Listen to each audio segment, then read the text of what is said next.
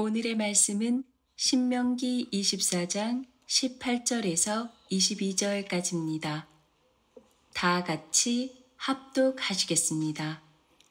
너는 애굽에서 종되었던 일과 내 하나님 여호와께서 너를 거기서 속량하신 것을 기억하라. 이러므로 내가 내게 이 일을 행하라 명령하노라. 내가 밭에서 곡식을 뺄 때에 그 한 뭇을 밭에 잊어버렸거든. 다시 가서 가져오지 말고 나그네와 고아와 과부를 위하여 남겨두라. 그리하면 내 하나님 여호와께서 내 손으로 하는 모든 일에 복을 내리시리라. 내가 내 감람나무를 떤 후에 그 가지를 다시 살피지 말고 그 남은 것은 객과 고아와 과부를 위하여 남겨두며 내가 내 포도원의 포도를 딴 후에 그 남은 것을 다시 따지 말고 객과 고아와 과부를 위하여 남겨두라. 너는 애굽 땅에서 종되었던 것을 기억하라. 이러므로 내가 내게 이 일을 행하라 명령하노라. 아멘. 할렐루야. 네, 우리 앞뒤 좌우로 인사하시겠습니다. 천이 되고 강국이 됩시다. 우리 서로 인사하시겠습니다. 천이 되고 강국이 됩시다. 아멘. 제가 가끔 병원에 입원한 분들을 신방하게 되는 경우들이 있습니다. 그래서 신방하러 가면서 중환병에 걸려서 얼마나 힘드실까 하는 생각을 가지고 만나게 되면 아직 신방도 받기도 전에 이분이 하나님 안에서 다 은혜 받고 깨닫고 오히려 제가 은혜 받고 돌아오는 경우들이 많습니다. 만나보면 이렇게 얘기를 하시는 분들이 있습니다. 목사님, 제가 이번에 병원에 입원하면서 많은 것을 깨달았습니다. 무엇이 중요한지 깨달았습니다. 세상 일에 너무 분주했는데 이제는 무엇이 중요한지 깨달았습니다. 이제 신앙생활 제대로 하고 하나님께서 기뻐하시는 일을 하겠습니다. 이런 얘기를 하시는 거예요. 또 어떤 분들은 그동안 아내의 속을 많이 새겼는데 이번에 아파 보니까 아내의 중요성을 깨닫고 이제는 아내한테 잘하는 남편이 되겠습니다. 제가 아무 말도 안 했어요. 그런데 스스로 그렇게 깨닫고 그런 얘기를 하시니까 얼마나 귀한지 모르겠습니다. 그런데 안타깝게도 이 소중한 체험을 오래 간직하지 못하는 경우들이 종종 있습니다. 건강을 회복하고 퇴원하게 되면 정말 결심하고 결단했던 그대로의 삶을 살아야 되는데 그렇게 하지 못하고 얼마 안 가서 옛날로 돌아가 버리는 거예요. 병원에 있을 때의 그 아름다운 마음과 결심이 얼마 가지를 못하더라는 것입니다. 그렇습니다, 여러분. 우리의 문제가 뭔지 아십니까? 경험이 없어서가 아니에요. 하나님의 은혜가 없어서가 아니에요. 경험도 있고 은혜도 있지만 문제는 그것을 너무 쉽게 잊어버린다는 것입니다. 기억하지 못한다는 것입니다. 큰 대가를 지불하고 얻은 소중한 경험들입니다. 교훈들입니다. 우리가 한 가지를 배울 때 그냥 배워지는 것이 아니라 그만한 대가를 지불하고 배우지 않습니까? 그냥 얻는 것이 아닙니다. 그야말로 뼈아픈 경험을 하고 얻은 소중한 경험들이고 소중한 결심이었습니다. 그런데 얼마 가지 않아서 이것을 잊어버림으로 말미암아 그 깨달음도 희미해지고 결심도 허지부지 되는 경우들이 많습니다. 여러분, 오늘 우리가 신명기의 말씀을 읽었는데요. 신명기는 어떤 내용이냐니까 모세가 이스라엘 백성들이 가나안 땅에 들어가기 전에 마지막으로 모세가 죽기 전에 이스라엘 백성들에게 설교하는 내용이 신명기의 말씀입니다.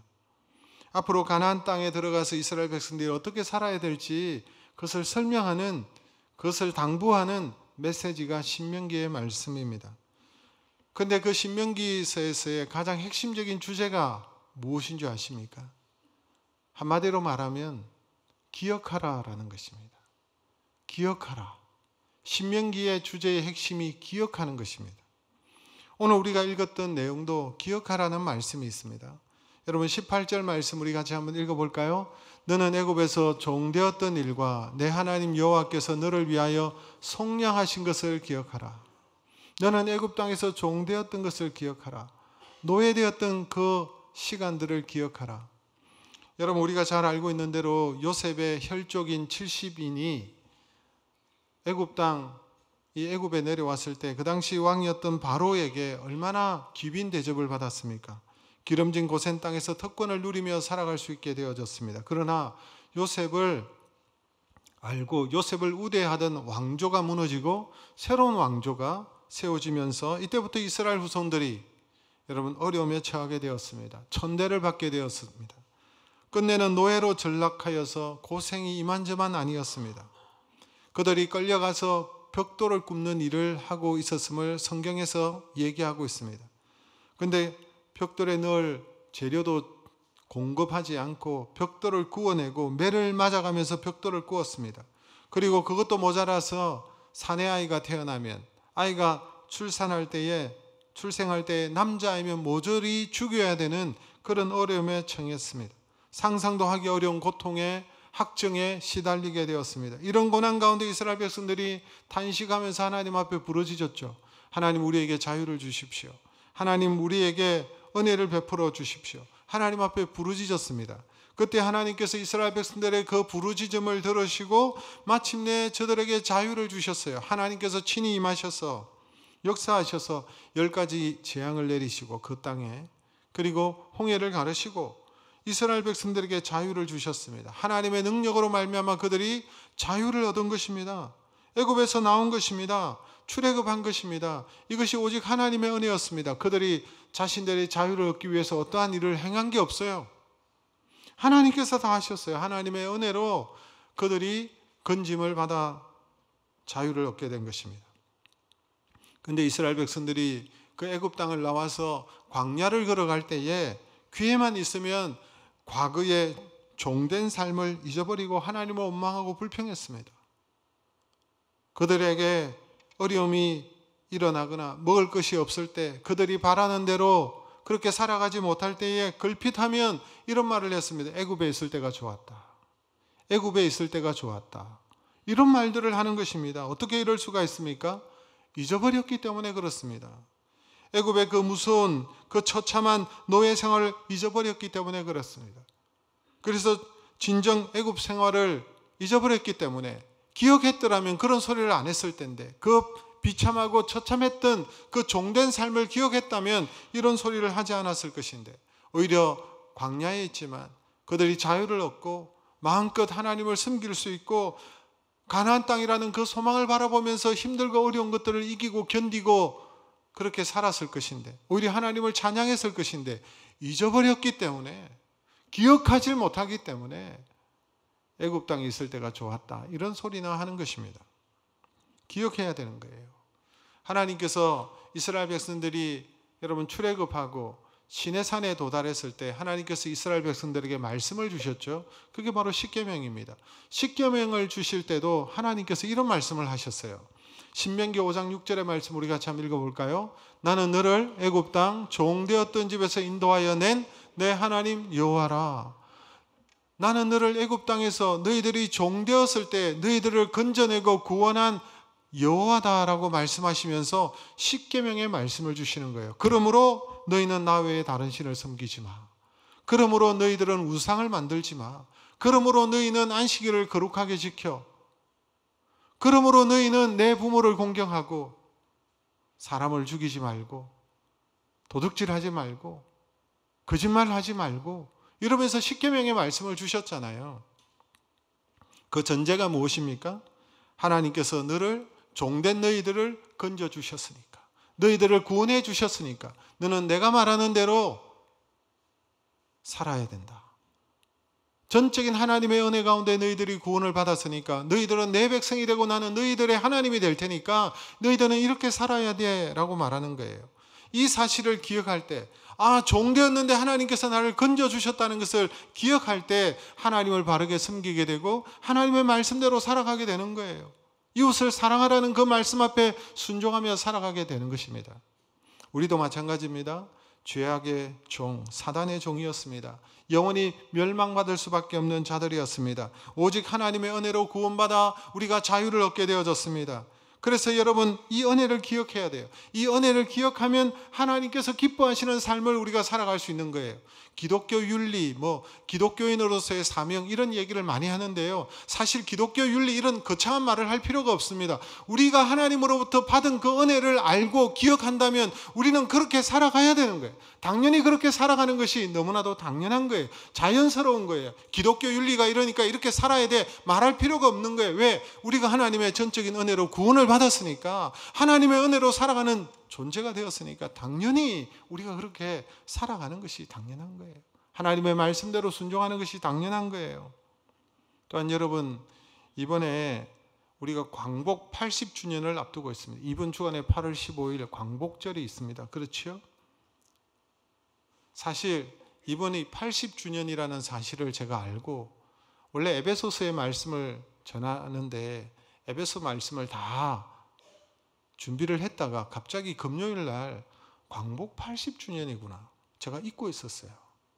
그래서 오늘 이 말씀을 전해야 되겠다라는 생각이 들어서 오늘 말씀을 전하는 것입니다. 여러분, 이스라엘 백성들이 하나님의 은혜로 종되었던 그들이 자유를 얻게 되었죠. 마찬가지로 우리도 하나님의 은혜로 종된 생활에서 자유를 얻은 것입니다.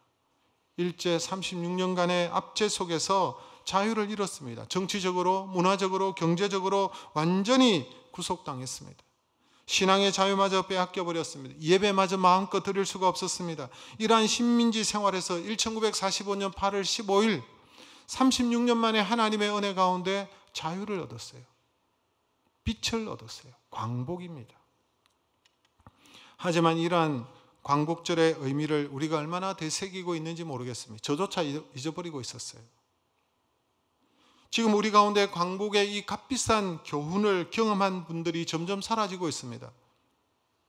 1945년 이전에 태어나신 분들이 점점 이제 사라지고 계시니까 광복의 경험이 없으신 거예요. 조만간에 100% 이런 경험이 없는 분들이 될 것입니다. 그런 나라가 될 것입니다. 그러나 후손된 우리는 이 값비싼 교훈이 그 의미의 소중함을 우리가 간직하고 기억해야 된다는 것입니다.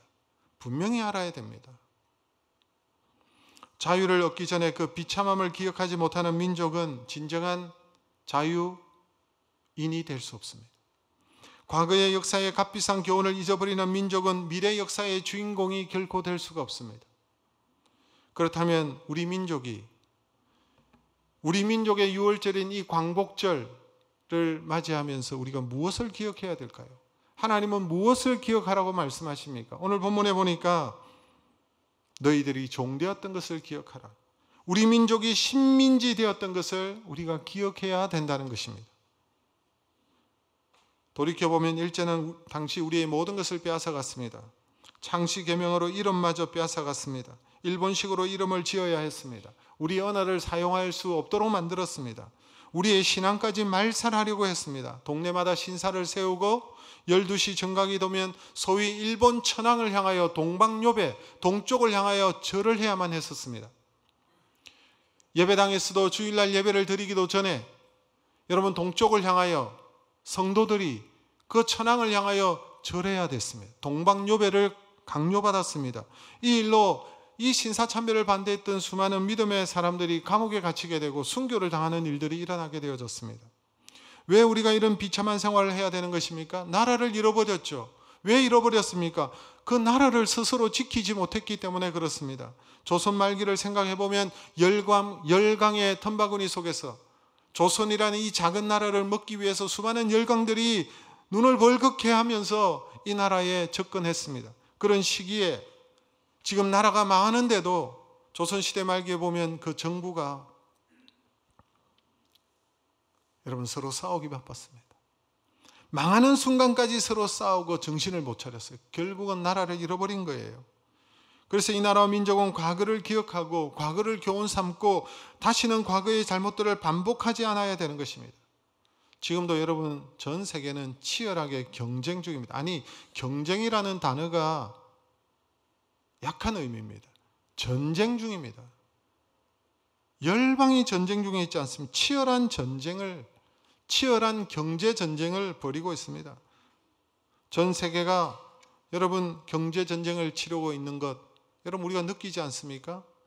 미국 트럼프 대통령이 다시 대통령이 되면서 전 세계를 향해서 관세를 부여하고 있습니다. 우리나라도 관세 때렸죠. 적게 맞았다고 좋아하는지 모르겠습니다. 미국과 중국의 양대 강국 사이에서 이 눈치 저 눈치 우리가 보고 있지 않습니까?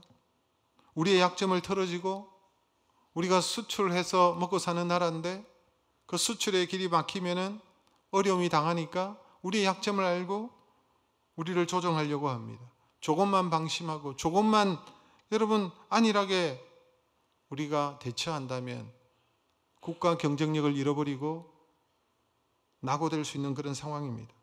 또한 우리는 여전히 남북 분단의 상황 가운데 가장 전쟁이 일어날 가능성이 높은 나라 중에 하나입니다. 북한은 지금도 계속해서 미사일과 핵으로 우리를 위협하고 있는 그런 상황입니다.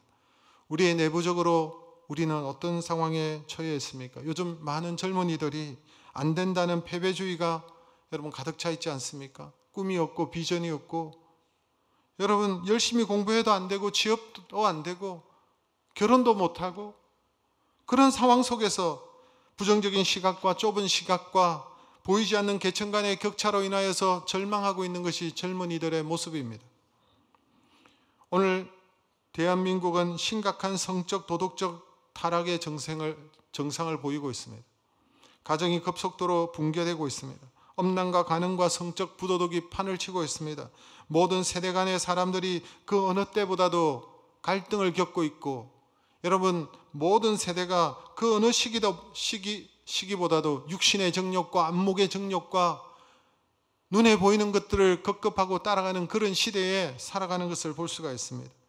대한민국의 심각한 국론 분열의 문제도 여러분 심각합니다.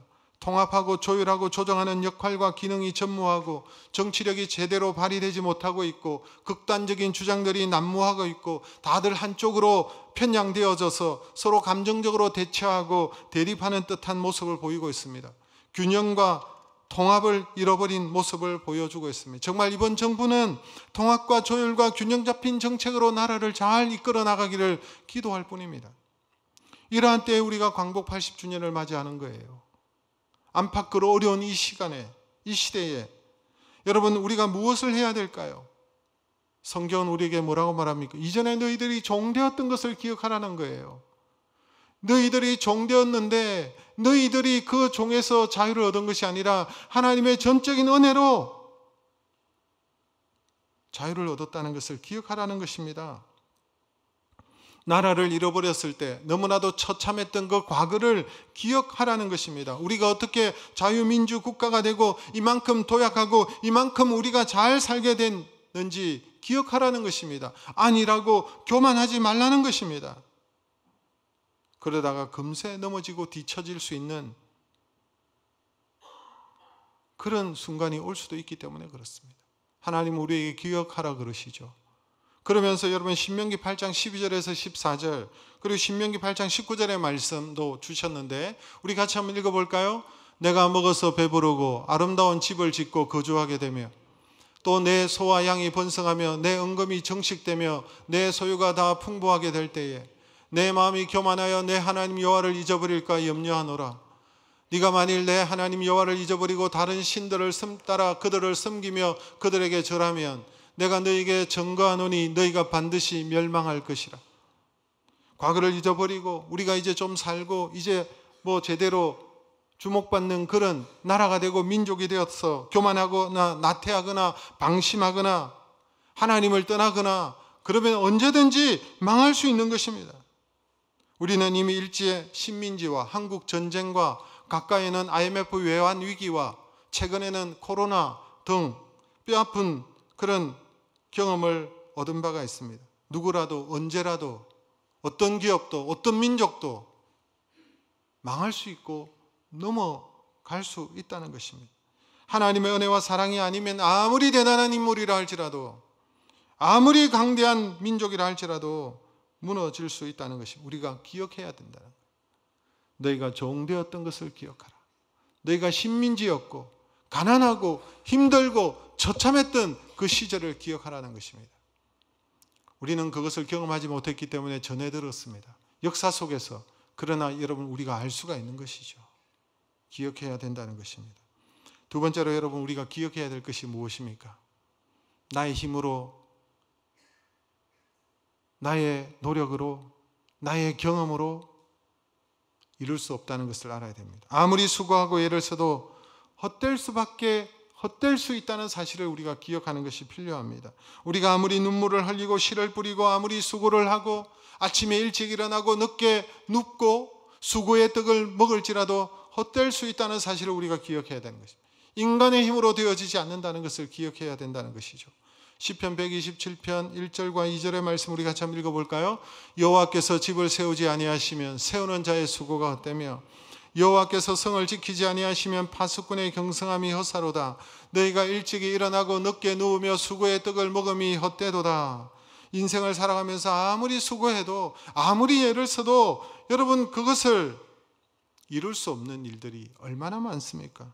안 되는 거예요. 아무리 애를 써도 아무리 수고해도 아무리 울며 씨를 뿌릴지라도 거둘 수 없을 수 있고, 아무리 애를 써도 집을 세울 수가 없고 성을 지킬 수가 없고. 여러분, 우리의 삶이 안전합니까? 문제 없습니까? 나만 조심한다고 해서 안전이 보장이 됩니까? 내가 아무리 조심해도 여러분, 비행기가 떨어집니다. 배가 침몰합니다. 땅이 갈라집니다. 물이 썰어갑니다. 내가 조심해서 되는 게 아니에요. 우리의 자녀들을 위해서 얼마나 우리가 수고하고 땀 흘립니까? 얼마나 애를 씁니까? 얼마나 그 아이를 위해서 힘을 쏟습니까? 그래서 여러분, 우리의 자녀들이 내 뜻대로 우리가 수고한 대로 됩니까? 그래서 이런 말이 있어요. 럭비공과 자식은 어디로 튈지 모른다고. 내가 낳았지만 내 마음대로 안 되는 거예요. 여러분, 죽고 사는 것이 내 마음대로 됩니까? 인간이 살고 싶은 열망이 아무리 간절해도 죽음을 피해갈 수 없습니다. 이 세상의 모든 과학자들이 다 달라붙어도 이 문제 해결할 수 없어요. 내 마음대로 안 됩니다. 여러분, 우리가 할 수 있는 것이 도대체 무엇입니까? 오는 비를 멈추게 할 수 있습니까? 오지 않는 비를 내리게 할 수가 있습니까? 다 자란 키를 더 이상 키울 수가 있습니까? 도대체 우리가 할 수 있는 것이 무엇입니까? 우리가 제대로 할 수 있는 것 아무것도 없습니다. 여러분, 탈북자들이 한국에 정착하면서 우리의 모습을 보고 놀라죠. 남한 사람들이 얼마나 열심히 사는지 그 모습을 보고 놀란다고 합니다. 정신을 못 차릴 정도로 남한 사람들이 바쁘게 살아간다는 것이죠. 죽기 살기로 살아가는 거예요. 그런데 문제는 우리가 죽기 살기로 살아도, 애를 써도 수고한 대로 거두고 있습니까? 여호와께서 집을 세우지 아니하시면 헛된 것입니다. 여호와께서 성을 지키지 아니하시면 파수꾼의 경성함이, 파수꾼의 지킴이 헛된 것입니다. 하나님께서 지켜주셔야 돼요.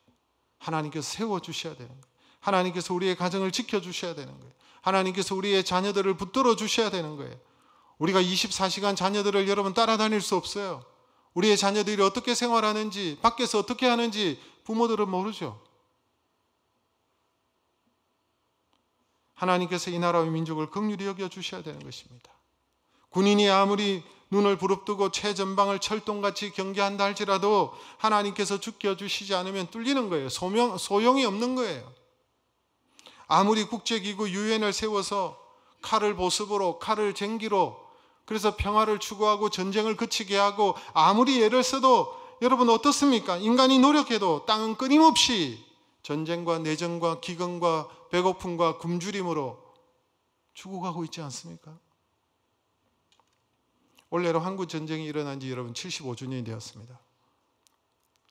1950년 6월 25일, 우리 교회도 6월 25일 설립주일이죠. 얼마 전에 30주년 했는데 한국 전쟁 75주년이 되었습니다. 해방을 맞은 지 80주년이 되었습니다. 전쟁의 포성은 멎었지만 아직도 전쟁의 상처와 아픔이 남아 있습니다. 그 전쟁 가운데 450만 명이 여러분 인명이 목숨을 잃었습니다. 450만 명. 여러분, 성남시 인구가 얼마나 됩니까? 100만 명 됩니까?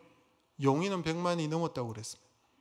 여러분, 성남시 인구의 거의 4.5배, 5배의 사람들이 다 죽은 거예요. 전쟁으로. 이 전쟁이 많은 아픔과 피해를 가져다 주었습니다. 가족이 해체되었습니다. 전쟁 고아들이 많이 발생했습니다. 남편을 잃어버렸습니다. 이산가족이 1000만이 넘었습니다. 자동차로 몇 시간이면 달려갈 수 있는 거리이지만 가질 못합니다. 아픔이 남아있는 거예요. 그런데 아직도 가장 전쟁이 일어날 확률이 높은 나라가 대한민국입니다. 대한민국은 여러분 휴전 상태입니다. 휴전 상태예요. 휴전이라는 것은 언제든지 전쟁이 일어날 수 있는 상태라는 거예요. 우리가 기억해야 될 것이 무엇입니까? 그럼에도 우리는 너무 안일하고 태만하고 무심하고 안전하다 생각하고 있죠. 제가 여러분들에게 불안감을 조장하기 위해서 이 자리에 있는 게 아닙니다. 우리가 이렇게 잘 살 수 있는 것, 이렇게 자유 독립국가를 유지할 수 있는 것, 이렇게 우리가 편안한 것, 여러분 우리가 잘나서가 아니라는 거예요. 미국이 도와줘서 경제와 국력이 성장해서 우리가 편안하게 사는 것이 아닙니다.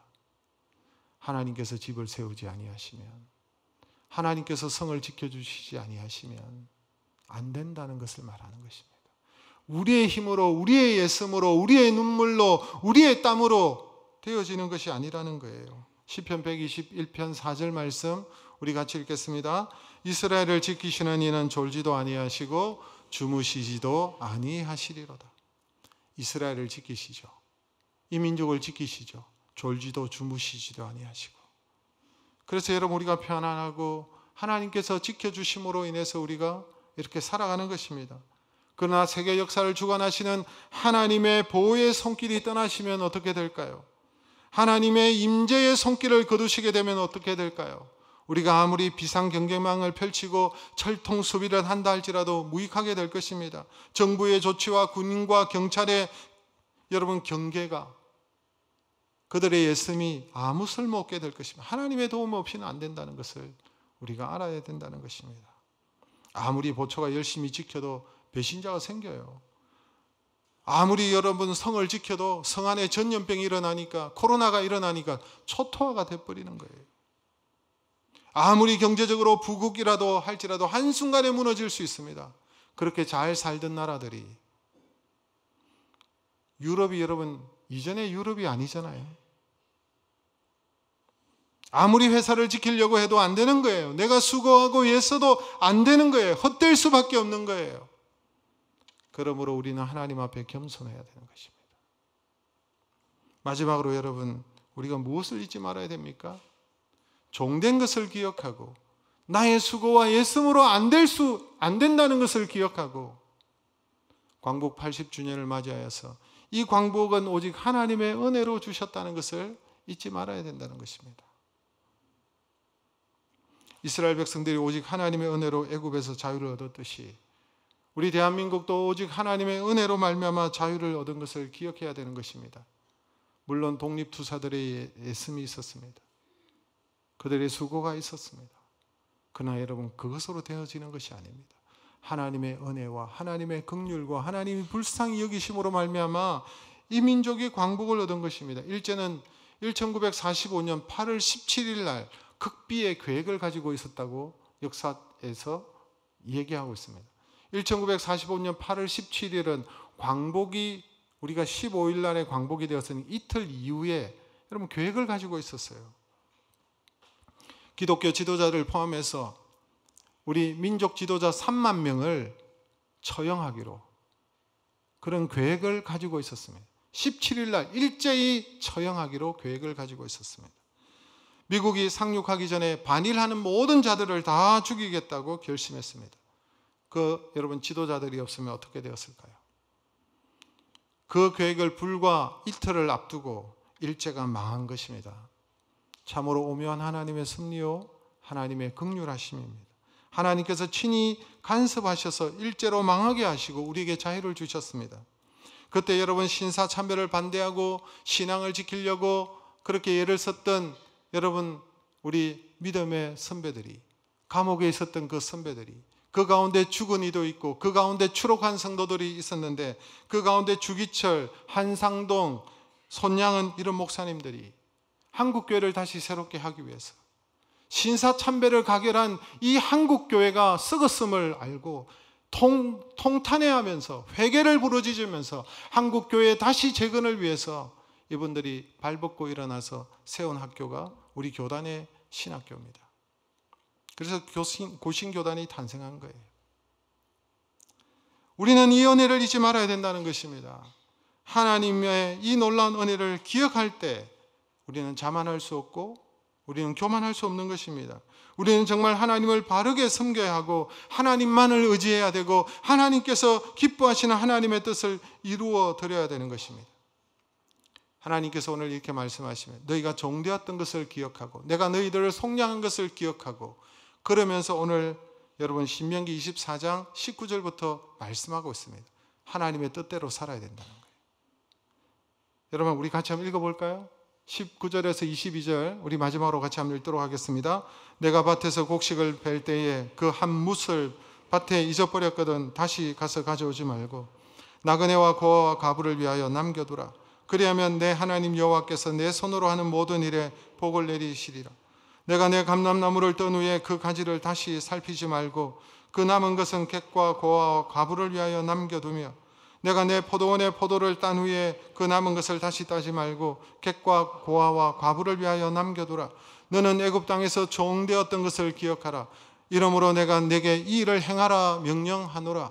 여러분 너희들이 애굽 땅에서 종되었던 것을 기억하라. 이러므로 내가 네게 이 일을 행하는 것을 행하라 명령하노라 라고 말씀하고 있습니다. 이 말이 무슨 말일까요? 밭에서 곡식을 벨 때에 그 단을 남겨두라는 것입니다.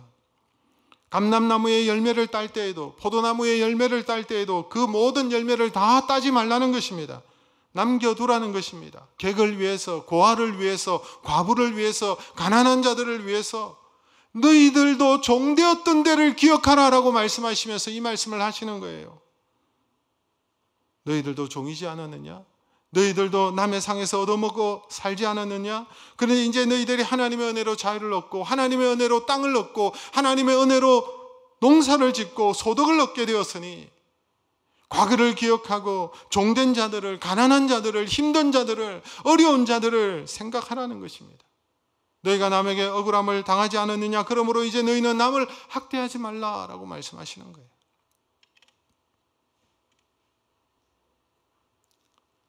여러분 우리가 광복을 얻었습니다. 하나님의 은혜로 자유를 얻었습니다. 하나님의 은혜로 우리가 이렇게 살고 있습니다. 하나님의 은혜로 이렇게 평안합니다. 그러므로 너희들은 이렇게 살라라고 말하는 거예요.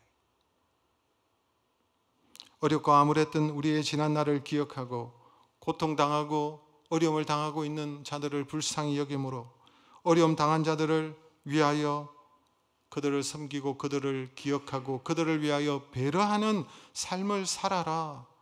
그렇게 할 때에 네 하나님께서 네 손으로 하는 모든 일에 복을 주시겠다라고 약속하신 거예요. 우리의 손에 수고한데 헛되지 않도록 우리의 수고대로 우리의 한 일대로 거두게 하시겠다라고 약속해 주십니다. 의민족이 하나님의 은혜로 광복을 찾았습니다. 하나님의 은혜로 우리는 죄와 죽음의 속박에서 구원을 받았고 하나님의 자녀, 하나님을 섬기는 민족이 되게 만들어 주셨습니다. 하나님께서 우리 민족에 독립을 주시고 이 민족과 우리에게 복을 주신 이유가 무엇입니까? 광복을 하나님의 은혜로 우리가 광복을 찾았음을 기억하면서 왜 하나님께서 우리에게 광복을 주셨는지, 왜 하나님께서 우리에게 은혜를 주셨는지를 우리가 알아야 되는 것입니다. 그 이유가 무엇입니까? 객과 고아와 과부를 기억하라. 가난하고 힘들고 어려운 자들을 위하여 배려하라. 축복의 통로가 되라는 거예요. 이스라엘 백성들을 그들을 구원하신 이유가 무엇입니까? 그들에게 하나님께 가나안 땅을 주신 이유가 무엇입니까? 이 민족을 통하여 제사장의 나라가 되게 하셔서 하나님의 구원의 뜻을 펼쳐가시기 위해서 이스라엘을 선택하신 거예요. 오늘날 여러분 하나님께서 우리를 기억하시고 불쌍히 여기시고 은혜를 주시고 이 민족 위에 아무것도 없는 우리에게 놀라운 은혜를 주신 이유가 뭘까요? 하나님 주신 은혜와 복들을 나누라는 것입니다. 제사장의 나라가 되라는 것입니다. 축복의 통로가 되라는 것입니다. 저는 성경을 어디를 봐도 이 말씀이 보이는 거예요. 구약에만 있는 말씀이 아니라 신약에도 어디에도 성경이 펼칠 때마다 보이는 말씀이에요.